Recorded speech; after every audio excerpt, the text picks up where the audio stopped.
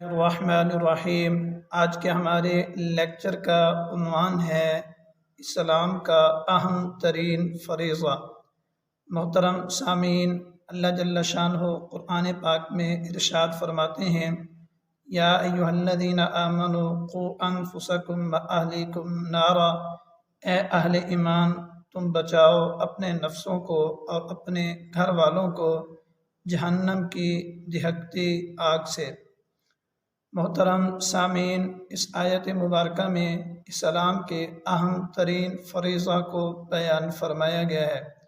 اسلام کا اہم ترین فریضہ اپنی اصلاح کرنا، اپنا تزکیہ کرنا، اپنے ظاہر و باطن کو پاک صاف کرنا ہے، اپنی ذات کو اوامر کا پابند کرنا اور منہیات سے بچانا ہے۔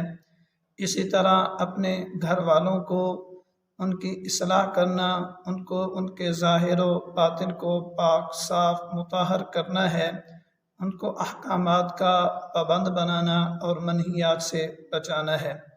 نبی اکرم صلی اللہ علیہ وسلم نے ارشاد فرمایا، الا کلکم راع وکلکم مسئول عن رعیتہ، خبردار تم میں سے ہر ایک نگران ہے اور پوچھا جائے گا اس سے اس کی رعایا کے بارے میں۔